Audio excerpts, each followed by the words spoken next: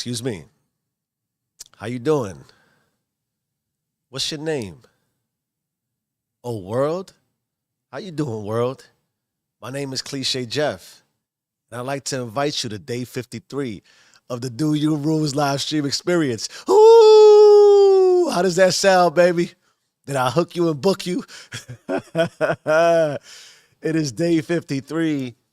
It is Saturday, and I'm enthusiastically excited about today and looking forward to being here today and hopefully providing value.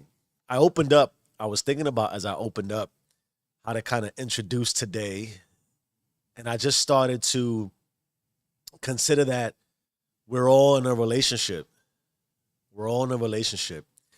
And it got me to thinking about the inception of relationships and how it might start and how we might introduce ourselves to the world without the power and influence of technology and a video screen and all that it has afforded us when we kind of offer ourselves out and post ourselves into the world. And I wonder, considering where you are relationally and all the wonderful relationships you may have already in your life, depending on where you are demographically and age-wise, you might have had to go up to somebody at some point in your life and ask them, "Excuse me, how are you? I am so and so. Can we have a conversation?" And those things don't always have to be intimate. That happens in the professional world. That happens when you're trying to network. That happens when you go to conferences. That happens in your everyday life with the people who you do build family with. And so I thought it was a fun way to say hello. And also, I guess, to kind of sort of get me into a rhythm and settle in. So, my beautifully blessed people, I hope you enjoyed that. Because, like I said, I am here today as I am every day to hopefully provide value. Maybe it's just a brief escape. Maybe it's, as I'm always open to, the reality that I'm doing something that teaches you exactly what not to do, which I always reference as the greatest teacher. And maybe we can laugh and share along the way. And who knows what's going to happen? Who knows? I don't know. I certainly don't know for sure. I have ideas, but again, we have no expectations. What time is it? Stop listening to all my detail. What time is it? 4:32 a.m. Visual proof that I am out of my mind and all alone on a Saturday morning. And I have my chapstick. I have my hydration system. My hydration system. Yeah, we're doing a systems check. If you with me, day 53, you know how has evolved. And we also have the Red Book of Contemplation. Big word for today.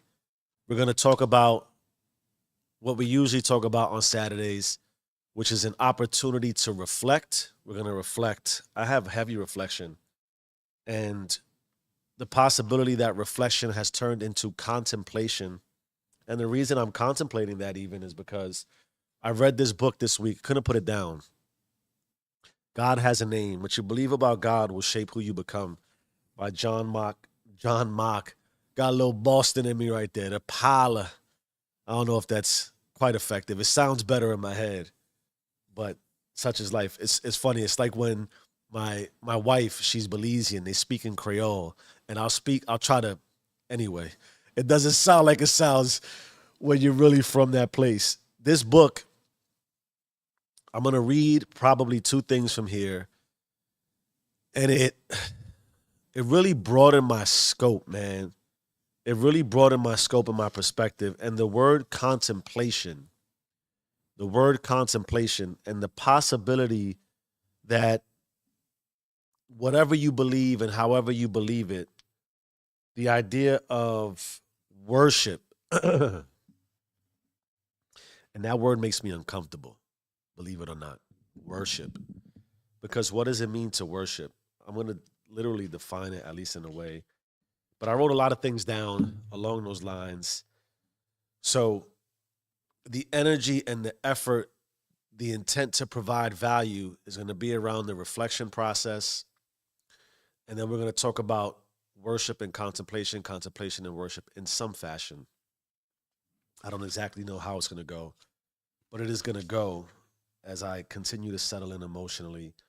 I'll read, I have a page highlighted, two pages highlighted. One is inclusive of a speech, a commencement speech from, I think, David Foster Wallace. Oh man, I hope I didn't butcher his name. But he had a commencement speech about worship. And if you haven't seen it, maybe I'll look to post it in the link. I think I cried, man. I think I cried when I listened to those words. It caught me at the perfect time. And you know, you talk about reflection and contemplation. You know when you something hits you and it really hits you and it comes at the right time and and then time passes between when that thing hits you and you almost think you forgot about it and then you're reminded of it. In other words, I when I listened to that man speak, it was, man, you talk about aura, right? And you talk about energy and influence and power and conviction and the ability to provide value. We can surmise that someone who is asked to give a commencement speech, and this was at a graduation, that it means you've done some things, at least generally speaking, in a way that gets you invited to commencement speeches. It's funny, I think to myself, because we all judge in a way. I digress from getting into a tangent about that, but we see somebody on a podium, and it has a lot of implications that this person is somebody. And that's what we're trying to do. We're trying to improve so much so that we can believe we're somebody. Because why not? I also saw something this morning from Jim Rome. What you become, right? Happiness is what you become. So, in my effort to provide value, I hope I drive you towards a self, a realization, and an actualization of happy. Straight up. However you take that, however you define happy. But if you see somebody at a podium, it implies a lot of things. This person clearly is somebody. And in that same way, that person is only somebody relative to the value that that person can provide. And you surround that person with an audience who naturally would receive value from that person at the podium. Otherwise, what's the value? And so in that way, understanding your audience is key. And having the correct audience is key. And building the right crowd is key. Important for our community. I'm starting to read a book. I think it's something about the popular mind, the crowd.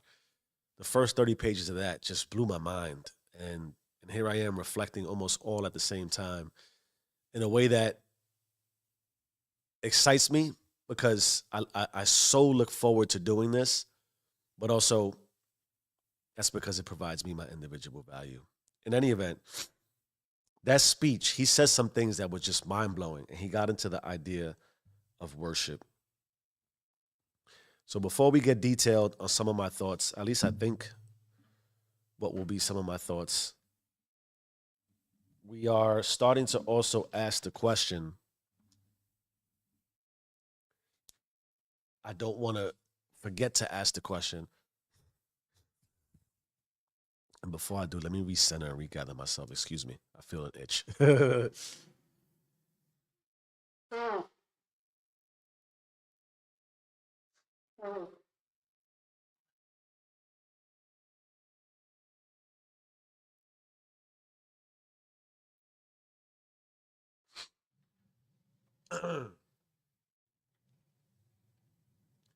All right.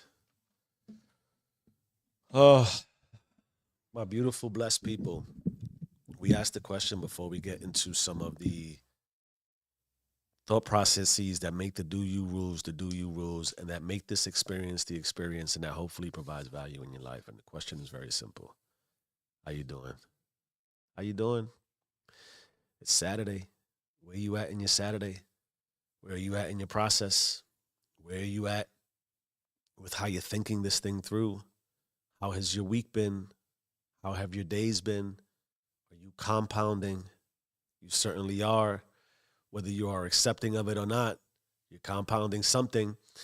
And what we're going to dive into at some juncture in this diatribe of potential excellence, because why would I feel like I'm anything other than that? We'll get into worship. Are you worshiping? What are you worshiping? The likelihood and the reality is that you are worshiping something, and whatever it is you worship is driving the outcomes that you see in your life. And whether you're conscious of it or not, you are outcoming,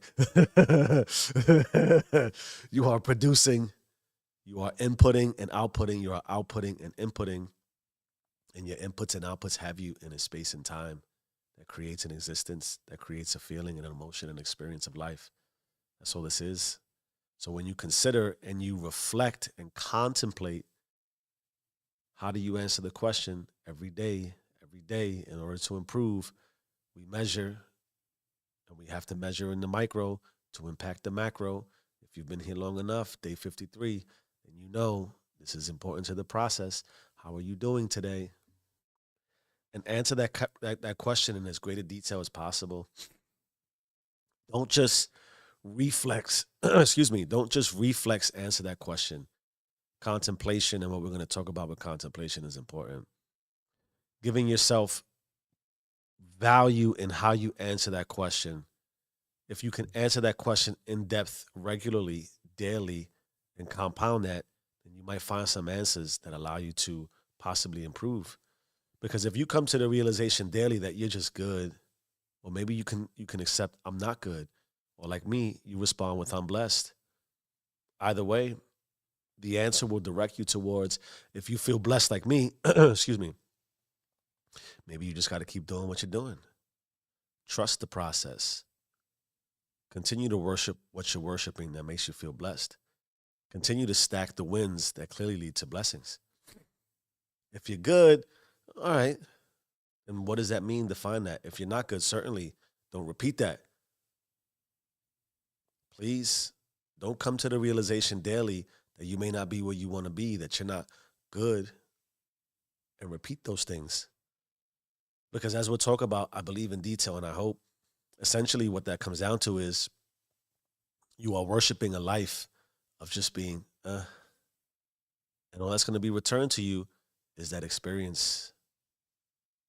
I don't want that for anybody, not even my worst enemy. Oh, before I get into the book, let me tell you how I'm doing. How am I doing? Oh, I'm doing a lot of things. I'm certainly blessed.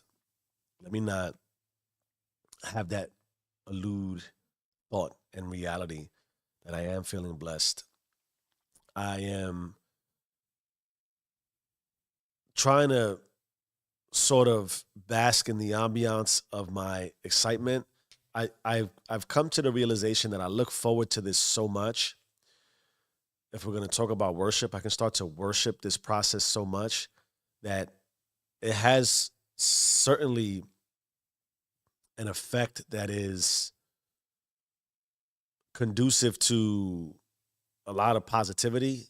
And then in that way, it has a lot of drawbacks that can make me feel somewhat along the lines of negative. And I have to balance that. And why? Because I want this to provide value.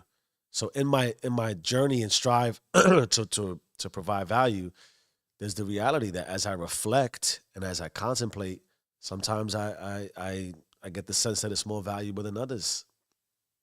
And when I get the sense that it's not valuable, or it can have the adverse impact on where I'm at. So I was looking forward to today to talk about reflection, to reflect on the week because I feel like it's been a heavy week. I feel like I've learned a lot of things. And in that way, I just continue to be worried and concerned and fearful that in the way that I worship this lifestyle, because I want to see it produce certain things, which ultimately wraps up and ties into freedom. The allure of this for me, in every way that it's alluring, is freedom. And yes, freedom financially, I haven't quite attained that yet. Freedom spiritually, I haven't quite attained that yet. Freedom in my will, I'm closest to that there. That I can really dictate and determine willfully where I'm going and where I'm going to be. Excuse me again for a moment.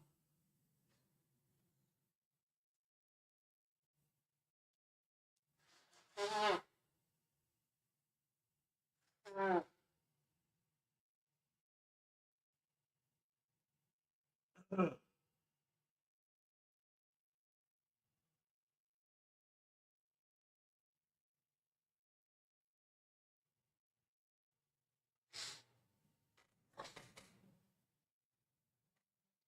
right. All right. I keep rolling over this. I say this every time. I roll over this damn blanket. My little blankie that makes me feel comfortable and secure. Like a 43-year-old baby, right? All right. So that's how I feel, my beautiful, blessed people. Maybe I should read this passage first because last time I said I would read something, I still have the book here, my G. I still have this book, Read People Like a Book, that I said I would read something out of, but the universe didn't offer an opportunity, or at least I forgot. I think that's convenient. When something doesn't go right, the universe told me not to do it. No, I forgot. Is that reality too? All right. So this page, this transitions, I think this is even after the epilogue. There was sort of an idea to consider contemplation. So it's significant for today because if you build me long enough, I think this is at least my fourth or fifth Saturday. Ends the week, reflect, we consider the possibilities. We're talking about contemplation. The writer Wei Tan once said, "You are what your mind looks at." I feel better with the pen. Where's my pen? Why did I lose my pen? That's anticlimactic, right? It's getting all into the sauce. And in my haste to get to the sauce, here's the backup pen. I had the right pen. I don't know where it went. Okay, let's start again. The writer Hui Tan, I hope I said that right, once said, "You are what your mind looks at. You are what you contemplate." Here's a little more detail. Think about it like this: people who spend hours every day reading angry political news tend to become angry, political, radicalized by ideology, and more. It's logical. People who spend their free time doom scrolling on social media tend to become distracted, unhappy, anxious, and insecure. I don't know if that's strong. That's strong from doom scrolling. Possible. People who spend their evenings watching dirty TV tend to become lustful, addictive, and compulsive. And people who spend time daily looking at God tend to become compassionate, gracious, slow to anger, and abounding in love and all the rest. We become like whatever it is we gaze upon, whether it's a TV or the Trinity. You are what your mind looks at. You are what you contemplate. Which then naturally begs the question, what are you contemplating? To contemplate is to look thoughtfully for a long time at. I know that you didn't. I found the pen. The standard pen. I put it in the back of the book. I've been doing that lately as a habit. Excuse me. How often do you contemplate? To look thoughtfully at for a long time. Now, we could consider that if we think about those words and put them into perspective and into action and provide value in a way that it becomes useful for us, otherwise, why consider it? To contemplate, could that be to meditate? I think that's a possibility. Could it be to pray? I think that's a possibility. Or could it be exactly that? Like, what do you do what do you do that puts you in a thoughtful mood? And then I ask the question, how often do you do this deliberately? And for me, we talked about radical change. I don't ever suggest that there's something you should do. I don't even know if I've reviewed all of my content that I've ever given you something that is along the lines of you should definitely do this because if you don't, I don't know that's my style. And the reason is because as I contemplate, a lot of it is the reality of I always ask the question, who am I? Who am I really? I'm no guru in any sense of the word. I certainly try. I certainly make strides. So that is what I offer. That I guess you want to say I can humble myself enough. Words are important. But certainly I've experienced some things and I'm not afraid to say, I've tried this, give it a try. That's what it comes down to.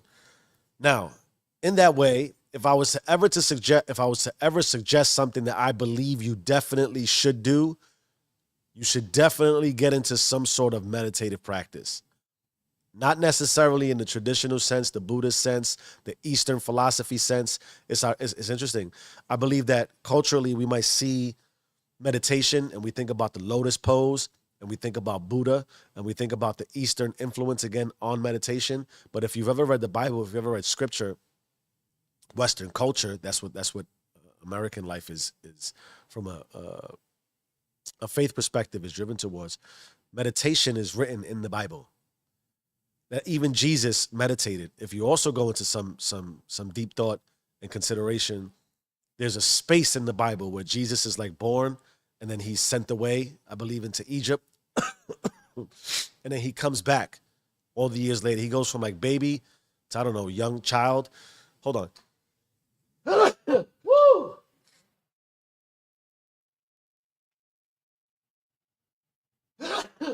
Oh, God.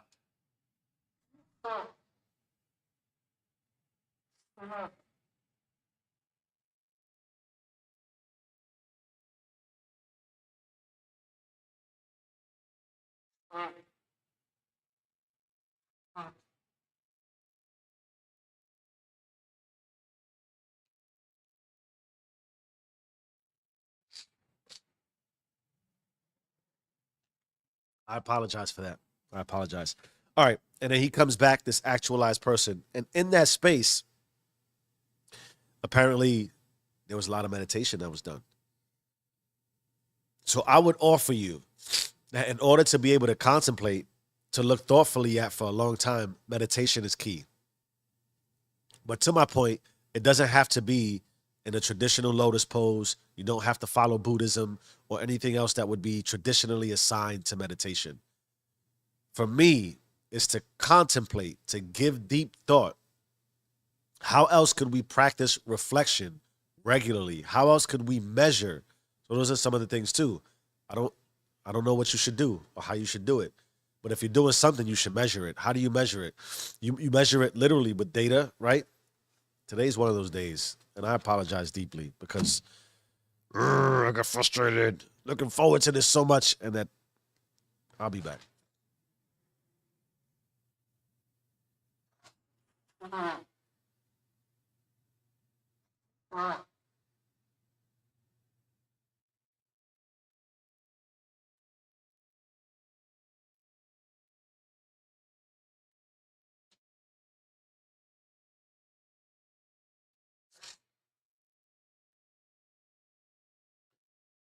I will not let my frustration be a reflection of how the outcome of this experience is. I will not.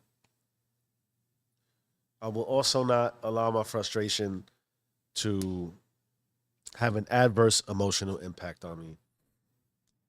I will not allow my frustration to stop my momentum. I just won't. I gotta accept, accept that this is what's been dealt to me this morning on Saturday, and that how I thought this would go, it doesn't mean it's gonna go that way. But do I quit? I certainly don't. I'll offer you that too. Don't quit whatever you do today. Whatever you said you would do on Saturday, even if you didn't quite get up at the time you said you would, even if you didn't quite start exactly what you said you would start when you would start it, still do it. You'll feel better about yourself. So contemplating, give that some contemplation, some deep thought, right? It doesn't say deep, but look thoughtfully for a long time at. And that's the key too. How often Do you give yourself the power of contemplation in that you look at yourself for a long time? That you don't ignore yourself. So as I think it was the philosopher that said, you become what you look at. What do you constantly look at? And yes, you could constantly be looking at the news, social media, lustful things, and also God. That's the power of also what we're trying to talk about. That if you don't consider what you contemplate, it's not that it's wrong necessarily, but if you stop giving consideration to what you're contemplating, if you don't reflect often enough, then your mind and your consciousness will do it for you anyway. And left without the reality to consistently put yourself in a position of, let me give and let me look at things deeply and often, then your mind will take what you produce regularly and just contemplate on that for you anyway. Right? I don't know that I've given enough effort and thought into the subconscious mind. I don't know that I'm versed enough in the subconscious mind. I'm certainly not a neurologist or a spiritual guru, as I've already referenced. But I know enough to know that the subconscious, again, is 95% of our active lives. And that it is unbiased, unprejudiced, and it believes everything you tell it. And while you think you're not speaking to yourself, you are. And if you don't catch yourself speaking to yourself, and if you don't catch what you speak when you speak to yourself, your subconscious just replays that over and over and over and over and over.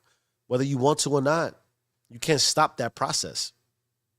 So in that way, if you don't take the time to create the time and give yourself concentrated effort and energy to look at something for a long time consciously, then you will just revert to whatever it is that is in your subconscious, which is, because I'm an IT guy and this stuck with me and I've read this before, like a computer.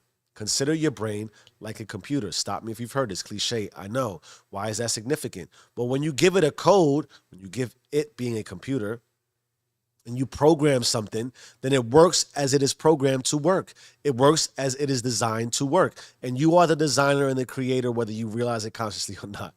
Which is why I believe you got to give yourself some time to think. Because if you give yourself some time to think, then you could think about really deeply that, oh, let me look at my life.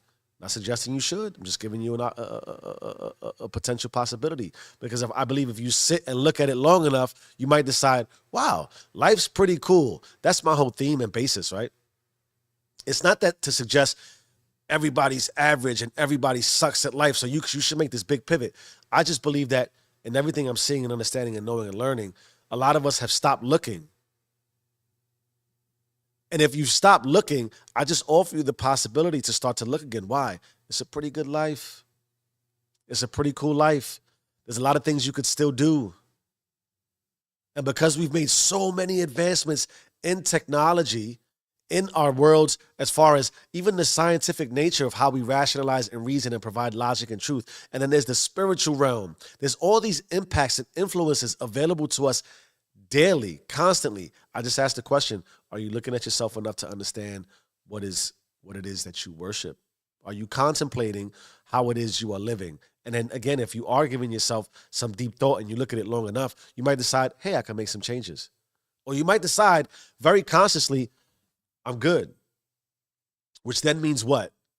Your programming, right? Your understanding should be baseline, I'm good. And there's nothing to worry about. Imagine a world where the majority of us are not worrying. And we're not worrying because we're not worried. And we're not worried because we look at ourselves long enough to know, I got nothing to worry about. And if I got nothing to worry about, then I shouldn't live with worry and all the reflex emotions that come with a worried lifestyle. Because I can also ask the question, which I wrote down, can we contemplate too much? Because why? There should be a balance. This is perplexing in a way, at least for me consciously, to be able to rationalize and understand. We want to contemplate, but we can't over contemplate. What could that possibly mean? You certainly can't contemplate too much on the past. That leads towards rumination, right? If we worry too, I don't want to use the word worry. If we're contemplating too much on the past, then we're living and repeating behaviors that are technically already dead, right? So if you're repeating a version of yourself that's already been repeated long enough to the point where if you gave it some deep thought, you wouldn't want to be that person, and that you keep bringing that person back to life, that's on you. In your past, you repeat it, it continually becomes your present, which means your future is already dictated for you, which it is in the way that you move anyway, and then what's going to come for you is going to come for you because that's how you've been moving. But left not to contemplate, then we could actually be repeating a version of ourselves that is too stuck in the past that we can't move on and grow from, and that's how we become very stagnant. That's where stasis comes in, and that's where life becomes overly complex. I believe, at least from an emotional perspective, because you haven't given yourself a good look, and you don't believe that you can do anything else than what you're doing right now. Possibility, maybe possibly. Then there's also to over contemplate your future. We talked about it might have been this week, the week before. Life doesn't owe you nothing. So if I'm not owed anything, you could do everything right and still not get anything for it that you believe you deserve. Because that's how life works. You can't predict the future. You also can't predict what's occurring outside of you. We talk about this regularly. You can make a concentrated effort, a concerted effort. You can contemplate what to do to move in a direction, but there's other things moving around you. The world is vast. It's just that reality. And I wonder if that's a play on trying to humble ourselves enough to realize, what does it really mean? Why bother then? Because I can come to that realization. Why bother? If the future's not guaranteed and the past is not really what I want it to be, and I'm kind of stuck where I'm at, what's the point? That reality comes to surface. But then I think about, again, if you look thoughtfully for a long time, you start to consider, well, what am I worshiping? We'll get to that in a second. I wrote this down. Part of contemplation. We can consider what's right and what's wrong. Should you or shouldn't you? Will you or won't you? Ultimately in life, you either have or you have not, right? It's not a question of what you have and what you have. It's not a question of haves and have nots from the perspective of maybe material. I read something that said, I think it was Jim Rome, if you took all the money in the world and you evenly distributed it across every person in the world, eventually the money will make itself back to the same pockets it was in before you separated the money and made it all balanced. What does that mean? You either have or you have not. You either have in that you're living as you have expected yourself to live, or you haven't. You've either given yourself the idea to think and contemplate and give deep thought to where you're at, or you haven't. So only you know if you've tried. Only you know if you are trying. Happiness is what you become. So who are you becoming? That's something to contemplate, right? I also wrote this down for us to consider. It's 5:03, just doing a quick time check. I got time today. It's Saturday. I got nothing to do after this except for go for a nice run. And then today is a no strength day, so I don't have to lift. So I got some time back. I'm probably going to get into some of my thumbnails, some content creation outside of this, chop up some videos, create some thumbnails. All that good stuff's going to come after. I got time. It's Saturday. I got time. No one's bothering me. It's beautiful.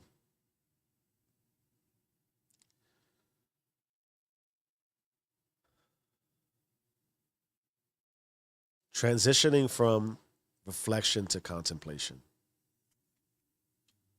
Transitioning from reflection to contemplation. One of the things I offer you all, hello world, how you doing?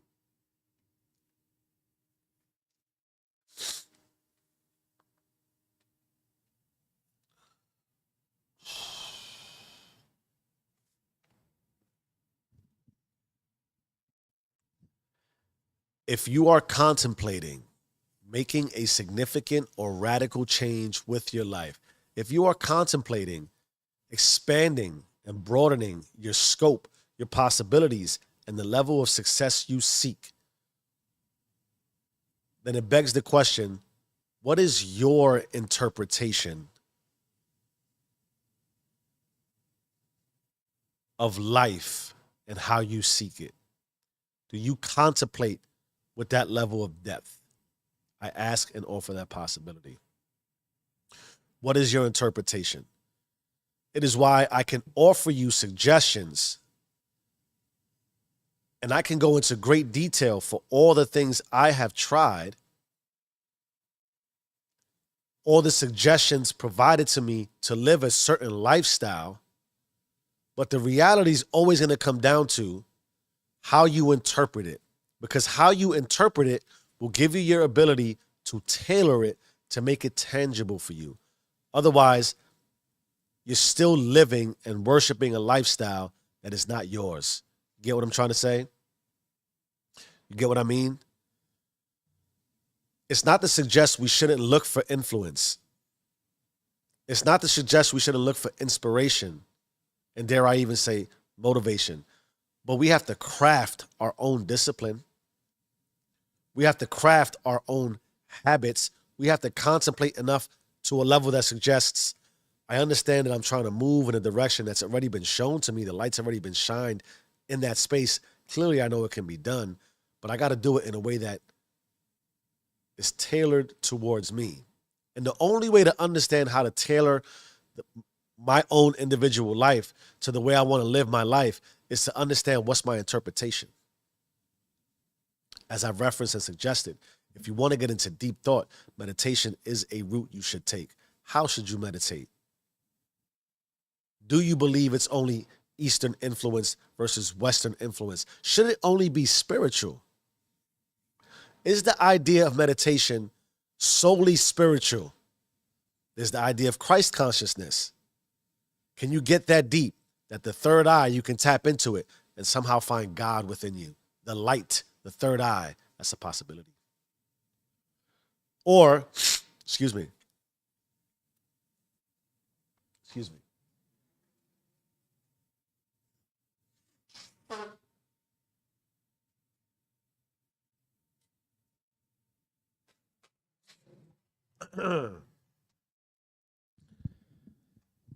Can we appreciate it enough to have our own interpretation and create a lifestyle that is indicative of what pushes us with forward momentum in the direction we want to go?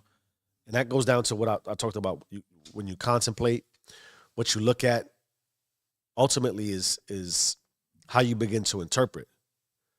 And if you don't look at yourself long enough, then you're interpreting through the lens and the eyes of another. David Foster Wallace, I believe, man. Let me make sure. I think I have his name in this book. He wrote something down, the commencement speech. Let me tell you what he said. David Foster Wallace.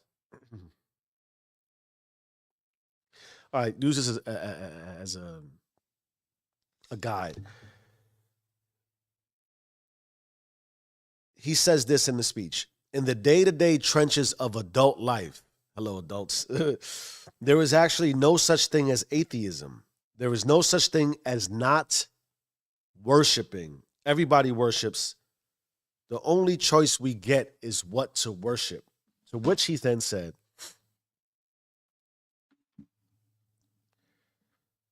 worship power, you'll end up weak and afraid. Imagine that if you worship power, you'll end up weak and afraid. We talk about the dichotomies of life and the polarities. How else would you know power? Why else would you seek power? It is likely that the powerless and those who feel the most powerless yearn the most for power. Why? It's likely, as I contemplate, to balance the power they perceive they don't have. To which I then ask, have you given yourself thought, or have you thought yourself into believing you're powerless? Imagine that possibility. And that's where some of the villain arc comes in.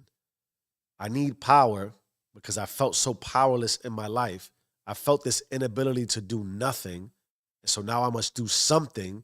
And how that generates and ultimately manifests itself can be on varying scales to varying degrees.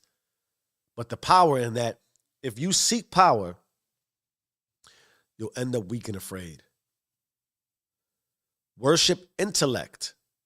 you'll end up feeling stupid and always on the verge of being found out. And I contemplate these things. The word worship is deep. Power. I don't know why anyone would want to feel powerless. Intellect. Do we not all seek wisdom? I believe, of course, wisdom comes through exposure and experience. But certainly, I can speak to this from my own perspective. If I don't seek intellect, if I don't seek wisdom, then what am I speaking about? Think about what I'm doing. And so, in that way, if I'm speaking, clearly I have to display a level of intellect. But can I be pursuing intellect and be in a situation where I'm trying to display my intellect because I'm always on the verge of being found out? What is there to be found out about? I'm not as smart as I appear to be. That's a reality. Do we contemplate that long enough? Because there's truth to the reality that as you seek intellect and as you seek knowledge, it really broadens you to what you don't know. And there is a lot that you don't know, I assure you. I know that's true for me. And as I learn things, I do find myself sometimes questioning, oh my God, how did I not know this? And it makes me feel stupid. I hate that word, but it's true. It makes me feel stupid. Imagine that. That as I get smarter and more intellectual, I can realize, oof, I can be very ignorant. And I have been for a long time. Fear. This is, I think, prevalent in today's society. Oh, let me not, this has always, I think, been the allure of life. Worship your body and beauty and sexual allure, and you'll always feel ugly. And when time and age start showing, you will die a million deaths before they plant you. My beautiful people, I don't want to, I'm very, I'm almost uncomfortable discussing this. Your beauty and how you believe you're beautiful and how you decide to present yourself, and it is what it is. And I get caught in that too. The allure, the sexual allure of life, because I think it's natural. How is it not? And for us to ignore that, I contemplate ignoring that as a married man and the father of a young girl. That life promotes the allure and beauty of sex everywhere. I don't want to be naive to this reality. It's promoted and it's sold and marketed, and it is worth in dollars billions. They probably can't print enough money and sell enough sex and allure of beauty fast enough. Why? Because secretly we all crave it, and maybe not so secretly. Certainly, I contemplate that we do this alone, that we have this lustful sensation. I'm not immune to it. Deep, deep, deep, dark struggle of mine that I'm very uncomfortable talking about. Because I do feel, as a husband and a father of a daughter, that there are some standards I should have in that way that I should really do my best to ignore it. But how could you? It's in our face all the time. The Shaolin Master. I'm going to put him on one day. I'm getting speakers to learn it. He said this, and this, I think, highlights what I'm trying to say succinctly. If we were all to go to a beach and everybody was parading around in their best birthday suits, there are naturally some who are going to be more visually stimulating than others because they align with the sexual allure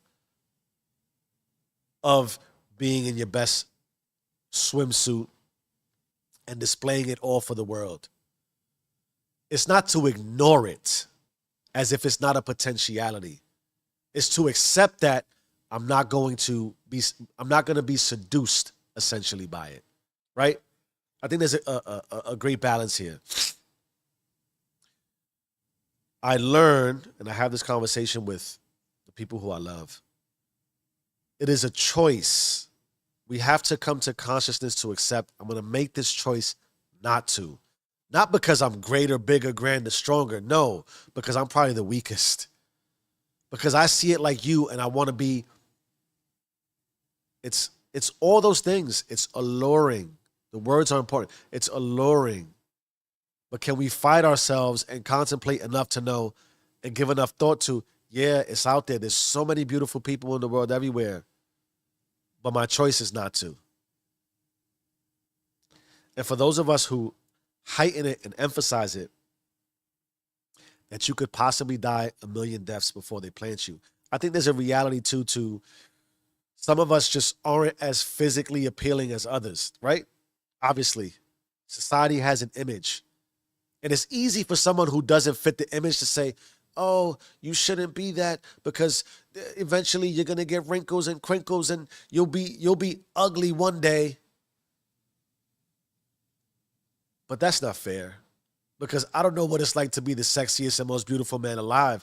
Imagine, see, when we're not that, we judge it and say, oh, look at you, that's all you got. Yeah, but you don't got that. So you don't know what it's like to have that, look in the mirror and be lusted after continuously. Don't judge in that way. I don't suggest, again, that you should use that as your only tool, but what if that's your only tool? I wrote this down the other day, something to the effect of, be careful what you say you would never do and would never be me. Life may leave you in a situation where the never, I would never is all you have, is the only option afforded to you. So I'm just saying that I have empathy from the perspective of if you're given everything because you fit a mold and an image and life is being satisfied for you in that way, what do you expect that person to do? I could say don't hate, right? I'll be right back.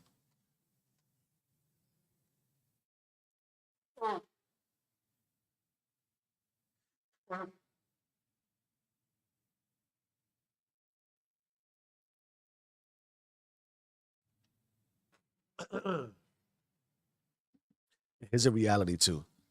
That business wouldn't be that business if it wasn't profitable.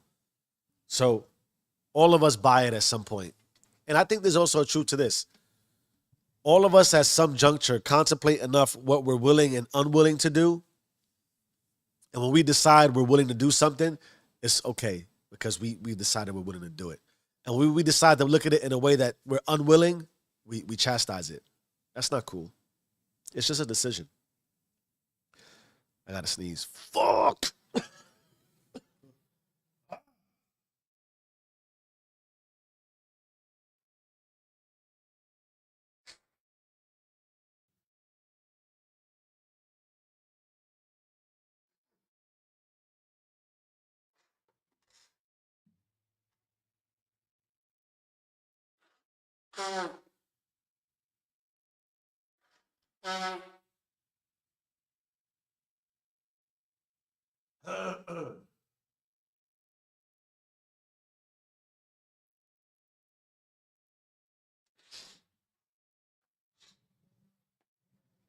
Oh, my apologies, my beautiful people. And I hate making excuses. I have a deviated septum that clearly I need to take care of. It's just that it also requires surgery, and I don't know that I want to go to surgery. I don't want to be under anesthesia and get some fucking whatever they got to put up in my sinus region. So I deal with what life gives me. The last thing he said was this. This is the last thing from that commencement speech. Worship money and things, and you will never have enough. Contemplate that. If you worship power, you'll be weak and afraid. Intellect, you'll wind up feeling stupid. Worship your body and beauty. As you age, you'll die a million times over. Worship money and things, you'll never have enough. I don't know how I feel about that. I think there's logic. I think when you hear it, it's logical. But then I also start to believe that when we don't have, as I was saying about the beauty, right? Beauty is also in the eye of the beholder. When we don't have perceptually how we perceive things enough in any one of those areas, I run the risk, I believe, I run the risk, and maybe that's you and us, of compensating. So we're talking about contemplating. If you lack and you perceive to lack, I believe it's all in the mind. Right? We can control the mind, we can control our lives. But we can sort of start to rationalize that we don't have enough because we don't have enough. So somebody who's broke financially might be guided, and this is why interpretation is important. Don't worry, it's okay. You don't need money to feel successful. But what if you contemplate and you're like, yo, I want money and I want a lot of it? All right. As somebody who's been jobless and got my first job as $4 an hour and crossed six figures, which is not it is $4 years ago. Anyway, there's a big difference. If you ask me that the compensation package I have now financially, I worked very hard for. I never want to go back to $4 an hour. Why would I do that? But when I was at $4 an hour, I was also young, right? 17, 16, 17. If you're making $4 an hour right now, there's a problem. But there's people making that. But also there's some people don't have, some people don't have any other option. Don't judge. All I'm saying is this. When I was making my first entry into the professional world, I think I was making $35,000 a year. That's beautiful. It's money. Yes, it's money. Be appreciative. Don't lose the gratitude. What I'm saying, though, is the interpretation of don't also rationalize that 35,000 is cool. Unless it's cool. If you've come to the realization, yo, 40, 50,000, I'm good. Fine. That happens to not be me. And it happens to not be me because I thought about it one day and was like, yo, this is not enough money for me. Why? Because that was my interpretation. I contemplated. I said, no, this is not enough. 6 figures. There's 100, 200, 300, 400, 500, on and on until you get to $1 million. What's enough for you? My point being, if you've come to the realization that it's not enough, go get more. Or if you've come to the realization that, oh, if it'll never be enough, is that because you don't think you'll ever have enough? Don't determine and put limits on somebody's enoughness, is my point. Because when you've decided enough is enough and somebody's seeking for more, it doesn't make them better or worse than you. Fucking shit.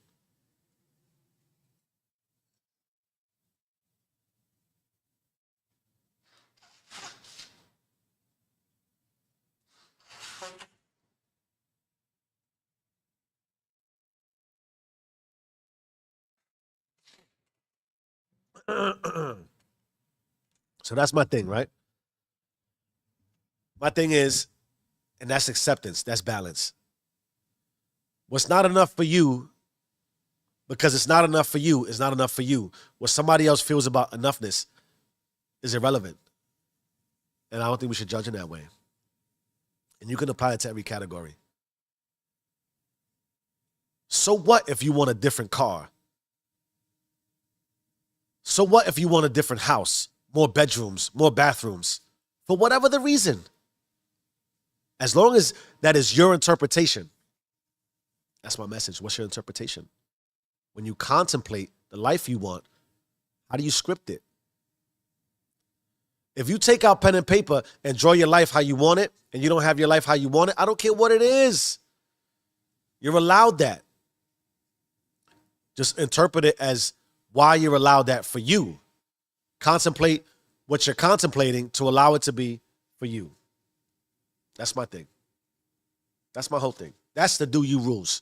That epitomizes the do you rules. I think I said that to some extent yesterday. I got to go again, but I'll be right back.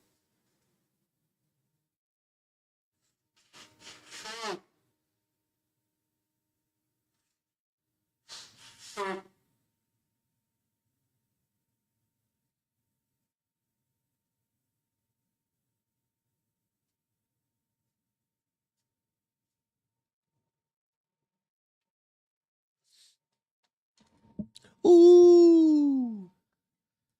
I'm reflecting. We're reflecting. It's 5:24 on a Saturday. I've been on for almost an hour.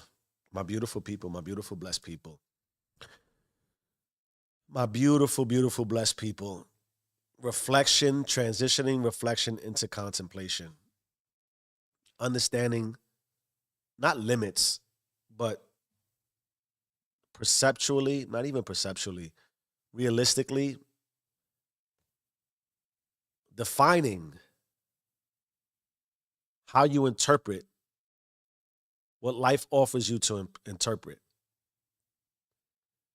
I do believe that you shouldn't be powerless, but what does it mean to be powerful?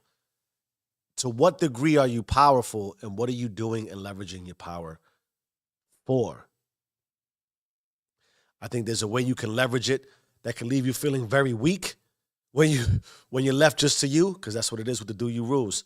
When it comes down to you and you, when you give yourself contemplation and you think at length, you got to deal with what you do with your power. You got to talked about be careful how you get it. You got to keep it. How you get it is how you got to keep it. Awfully hard to pivot. Once you get it, how you got it, how you got it's important.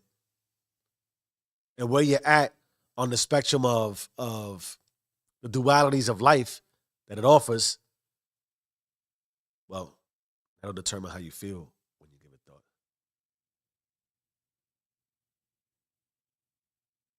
Give it some contemplation. Power is cool. Get the power you want.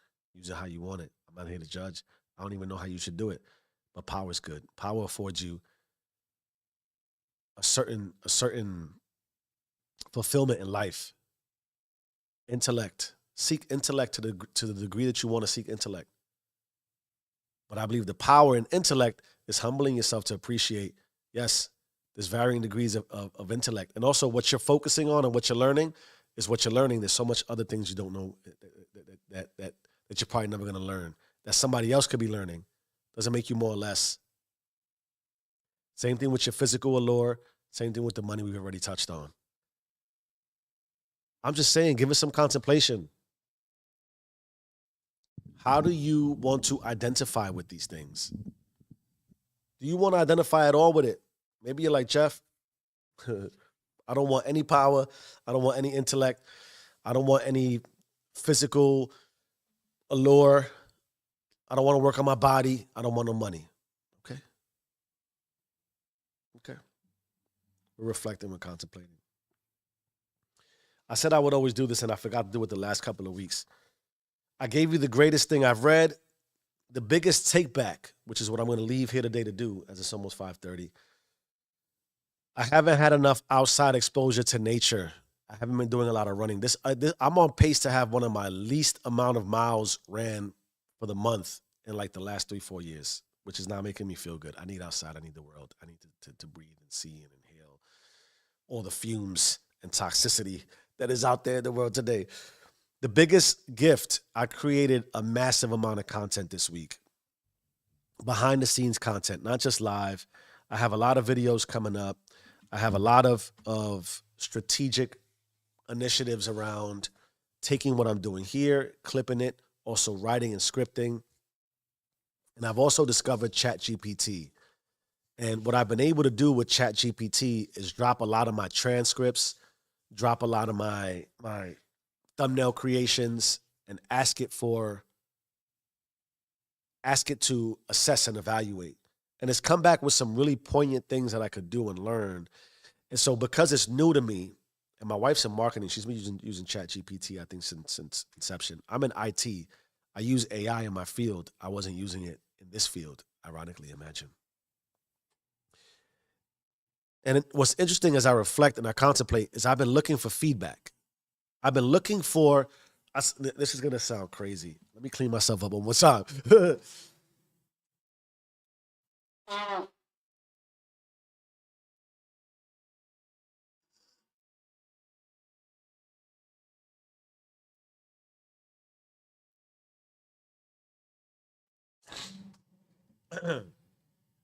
I talk about how God is my mentor, right? God is my mentor. God is my guiding light. God is who I worship at all times. And I worship by the way I live. I worship life by giving my full effort and energy and essence to life every day. But I might have said it before. One of the things I believe I've been craving subconsciously is sort of a mentor, a guide. Somebody, I just can't believe I'm about to say it. Maybe it's not as crazy. Someone to tell me what I'm doing right or wrong. And I'm learning with AI and Chat GPT, I can have a non-emotional conversation about what I'm doing right or wrong. Hey, look at this thumbnail. What can be improved? And it says, well, the shadowing here and the light here and the words aren't big enough and the font you use and the color and etc. And I'm able to receive that feedback, make adjustments, and produce things that I believe I've been learning a lot about search engine optimization.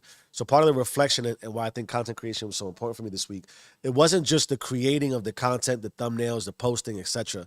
It was starting to learn things around search engine optimization, making sure that I have as much greenfield content. Why is this important? We contemplate, we make adjustments, we get better, we educate ourselves. It's part of the education process for me. But what ChatGPT is offering me is solicited advice, solicited criticism in a way that's logical. And being in the IT space, I can't help but continue to ask it, where can I improve? Imagine that I can use technology as somewhat of a guide to say, where do I need to improve? It goes back to what I asked, how do you interpret it? You can use ChatGPT to script life for you. How should I live my life today, ChatGPT? I'm trying to live my life and then offer it what I'm doing and say, yo, how does this reflect to you? What are the adjustments you will make based on what I'm already doing? That educates me. That helps me create in a way that hopefully is tangible. But I find myself a lot typing in, keep my voice, keep my standard, keep my mode, right? Which is learning how I speak. What's my standard and my mode?